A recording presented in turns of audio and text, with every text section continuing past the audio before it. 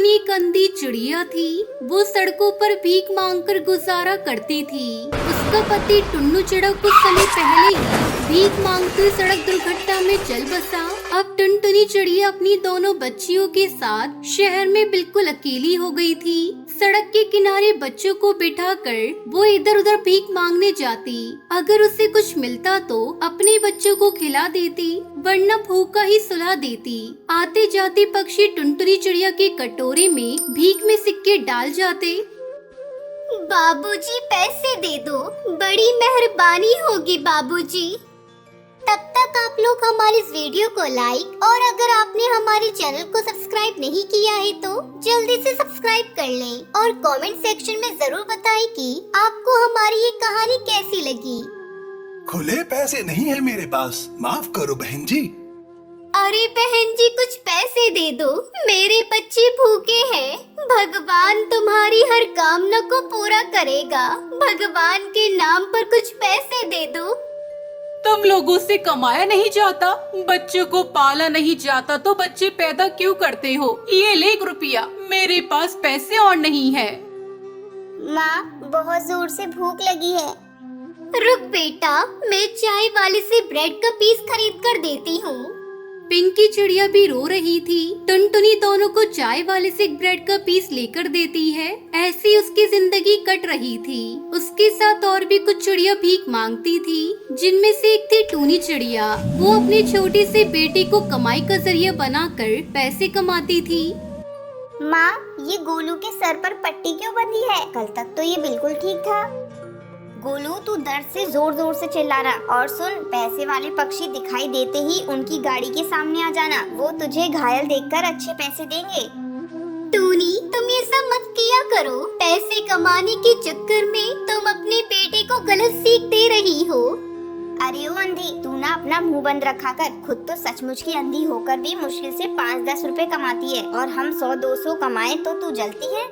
टुनटुनी चिड़िया जानती थी कि टूनी को समझाना बेकार है। टूनी चिड़िया लालची है और वो उसकी नहीं सुनेगी। एक दिन टुनटुनी और टूनी दोनों भीख मांग रही थी। एक पक्षी टुनटुनी को 10 रुपए देने लगता है। माँ ये उन अंकल का बटुआ गिर गया। सुनहरी बेटा संभाल कर रख ले, इसमें देख क्या क्या रखा है, शायद कोई पता लिखा हो। माँ इस बटुए में तो बहुत सारे नोट हैं। सुनहरी ये रुपये वापस बटुए में रख दे, ये उन साहब की अमानत है। हम किसी पक्षी से उनका पता पूछकर उन्हें वापस दे आएंगे। टुनटुनी तू पागल हो गई है? जरा सोच, ये रुपए तेरे और तेरे बच्चों के कितने काम आएंगे। सुनहरी और पिंकी ने कितने दिन से कुछ नहीं खाया, उनको बढ़िया बढ़िया खाना खिला सकती है, अच्छे कपड़े खरीद कर दे सकती है। और तो और तेरे बच्चों के सर पर छत नहीं है, तू एक अच्छा सा घोंसला किराए पर लेकर रह सकती है। टूनी भले ही आज हमारे सर पर छत नहीं है, मैं जानती हूँ ये रुपए मेरे और मेरे बच्चों के बहुत काम आ सकते हैं, लेकिन मैं बेईमानी नहीं करूँगी। नहीं माँ, मैं ये बटुआ वापस नहीं दूंगी। मुझे खाना खाना है, अच्छे अच्छे कपड़े खरीदने हैं, मुझे सड़क पर नहीं घर पर रहना है। माँ सुनहरी ये बटुआ मुझे दे दे, जिद मत कर। सुनहरी टुनटुनी चिड़िया को बटुआ न देने की जिद करती है। गुस्से में आकर टुनटुनी सुनहरी पर चिल्ला देती है। सुनहरी रोने लगती है। सुनहरी बेटा, जीवन में कितनी भी कठिनाइयाँ आ जाए पर हमको कभी भी गलत राह पर नहीं चलना चाहिए, इसलिए हम ये बटुआ उन साहब के घर वापस दे आएंगे। टुनटुनी चिड़िया उस पक्षी कालू सेठ के घर पहुँचती है। माँ ये तो बहुत बड़ा घर है और गेट पर एक भैया बैठे हैं। ए बेकारन, कहाँ चली आ रही है? किससे मिलना है? भैया मुझे इस घर के मालिक से मिलना है, मुझे उनसे बहुत जरूरी काम है।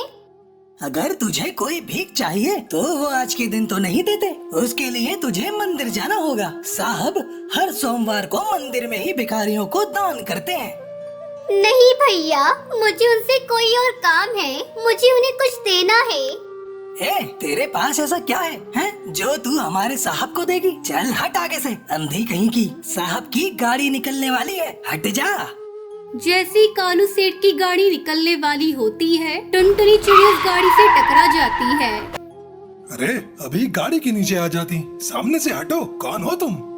अरे साहब कोई नहीं, ये एक अंधी भिखारन है जो बहुत देर से आपसे मिलने के लिए कह रही थी। बोल रही है आपको कुछ देना है। तुम्हें मुझसे क्या काम है बताओ। सुनहरी बेटा, ये साहब का बटुआ दे दो। आपका बटुआ कल सड़क पर गिर गया था जब आप मुझे भीख दे रहे थे। कालू सेठ अपना बटुआ खोलकर देखता है, उसमें पूरे रुपये थे, एक भी रुपया कम नहीं था। कालू सेठ टुनटुनी की ईमानदारी देखकर हैरान रह जाता है और उसकी बहुत तारीफ करता है और अपने घर के अंदर बुलाता है। आज के जमाने में तुम्हारे जैसे ईमानदार बहुत कम मिलते हैं। तुम आंखों से देख नहीं सकती हो, इन रुपयों से तुम बहुत कुछ कर सकती थी, पर फिर भी तुम ये बटुआ वापस करने आई। ये देखकर हम सचमुच बहुत हैरान हैं। सेठ जी, मुझे ऊपर जाकर भगवान को जवाब देना है। अगर आज मैं इन रुपयों से अपने बच्चों का पेट पालती तो मेरे बच्चे भी वही सीखते और कल कुछ गलत काम भी कर सकते थे। मैं नहीं चाहती थी कि मेरे बच्चे ऐसे बने। कालू सेठ उसकी बातों को सुनकर बहुत खुश होता है और उससे कहता है, तुम अब से अपने बच्चों की बिल्कुल चिंता मत करो। मैं तुम्हारी आंखों को ठीक कराऊंगा, तुम्हारे बच्चों को अच्छे स्कूल में दाखिला भी करा दूंगा और तुम्हें रहने के लिए एक घोंसले का इंतजाम भी कर दूंगा। टुनटुनी चिड़िया ये सुनकर बहुत खुश होती है और उसको अपनी ईमानदारी का फल मिल जाता है।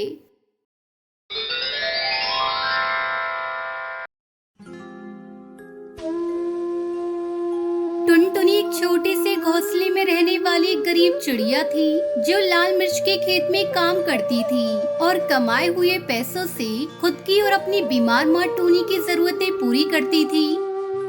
माँ, मैं जा रही हूँ काम पर, ख्याल रखना अपना। शाम को लौटते समय मैं आपकी दवाइयाँ लेकर आऊंगी।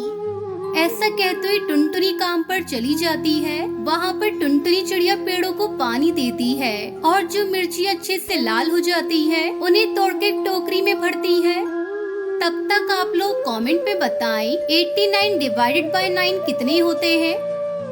मैडम जी, मुझे शाम को थोड़े पैसे चाहिए, माँ के लिए दवाइयाँ खरीदनी है। ठीक है टुनटुनी, शाम को घर लौटने से पहले एक बार मुझे याद करना, मैं तुम्हें पैसे दे दूंगी। उस खेत की मालकिन बबली कबूतरी एक बहुत ही अच्छी कबूतरी थी और वो हमेशा ढेर सारा मेकअप और लाल लिपस्टिक लगाकर रहती थी। टुनटुनी चिड़िया को उसके लाल लिपस्टिक को देखकर हर बार हैरानी होती थी, इसलिए वो उस बार अपनी मैडम से पूछ ही लेती है। मैडम जी, क्या मैं आपसे एक सवाल पूछ सकती हूँ? आपके होठ इतने लाल कैसे रहते हैं हमेशा? क्या आप ढेर सारे सेब खाती हो? टुनटुनी चिड़िया की बात सुनकर बबली को हंसी आ जाती है और वो मुस्कुराते हुए कहती है, मेरे होठ सेब खाने की वजह से लाल नहीं होते हैं, वो मैं लिपस्टिक लगाती हूँ इसलिए लाल होते हैं बेटा। ऐसा कहते हुए वो टुनटुनी चिड़िया को अपने बैग से लिपस्टिक निकाल कर देती है। इसे तुम रख लो बेटा और सिर्फ खास मौकों पर ही लगाना, ये बहुत महंगी होती है इसलिए कह रही हूँ। ठीक है मैडम जी। इतना कहकर टुनटुनी चिड़िया उस लिपस्टिक को अपने पास रख लेती है और काम पर लग जाती है। शाम को टुनटुनी चिड़िया दवाइयाँ लेकर घर लौटती है और अपनी माँ को वो लिपस्टिक दिखाकर खुश होने लगती है। तब टुनटुनी चिड़िया की माँ उससे कहती है, तुम्हारे नाना जी दुनिया के हर देश में घूमकर कपड़ों का व्यापार करते थे। उन्हें किसी ने ऐसे ही मजाक में कुछ बीज दिए थे और कहा था उन बीजों से लिपस्टिक की खेती कर सकते हैं, और तुम्हारे नाना जी ने वो बीज मुझे लाकर दिए थे। माँ, क्या आपने उन बीजों से खेती की थी? क्या सच में लिपस्टिक के पेड़ लगे थे माँ? नहीं बेटा, वो बीज अभी मेरे पास ही हैं। नाना जी की याद में मैंने संभाल कर रखे थे, वो उस काले डब्बे में रखे हुए हैं। माँ के सोने के बाद टुनटुनी चिड़िया उन बीजों को ले जाकर घर के पीछे बगीचे में लगा देती है और हर रोज पानी डालती है। फिर थोड़े दिन बाद लिपस्टिक के पेड़ धीरे धीरे उग रहे थे और दूसरी तरफ बबली के खेत पे हर रोज मिर्चियाँ चोरी हो रही थी। माँ, आप एक बार मेरे साथ आकर देखो। नाना जी ने या उनके व्यापारी ने कोई मजाक नहीं किया था। मैंने सच में लिपस्टिक के पेड़ उगा दिए हैं माँ। टुनटुनी चिड़िया की माँ भी वो देखकर काफी खुश होती है और टुनटुनी हर रोज एक नई लिपस्टिक लगाकर काम पर जाने लगती है। वो देखकर टुनटुनी की मैडम को उस पर शक होता है। वैसे तो मैं तुम पर बहुत भरोसा करती हूँ, लेकिन तुम हर रोज इतनी महंगी महंगी लिपस्टिक लगाकर आ रही हो तो मुझे शक हो रहा है कि वो तुम ही हो जो मिर्ची चुरा रही हो। ऐसा नहीं है मैडम जी, मैंने आपकी मिर्चियाँ नहीं चुराई हैं। ये लिपस्टिक कहाँ से आई है, ये बात आपको समझाने की कोशिश भी करूँ तो आप यकीन नहीं करोगी, इसलिए आप मेरे साथ आओ, मैं आपको दिखाती हूँ। ऐसा कहते हुए टुनटुनी चिड़िया उस खेत की मालकिन को अपने साथ घर लेकर आती है और उन्हें लिपस्टिक के पेड़ों को दिखाती है। वो देखकर मालकिन हैरान हो जाती है और टुनटुनी पर शक करने के लिए उससे माफी मांगती है। मुझे माफ कर दो टुनटुनी, मैंने तुम पर शक किया। मिर्ची का चोर तो कोई और है, हम उसका पता लगा लेंगे। और तुम इन लिपस्टिक का व्यापार करना चाहो तो मैं तुम्हारी पूरी मदद करूँगी। आपका बहुत बहुत शुक्रिया मैडम जी, मैं व्यापार जरूर करूँगी। ऐसा कहते हुए टुनटुनी मिर्ची के खेत में काम बंद करके लिपस्टिक की फार्मिंग करते हुए लिपस्टिक का व्यापार करके अच्छे खासे पैसे कमाने लगती है और अपनी मैडम की भी बहुत मदद करती है।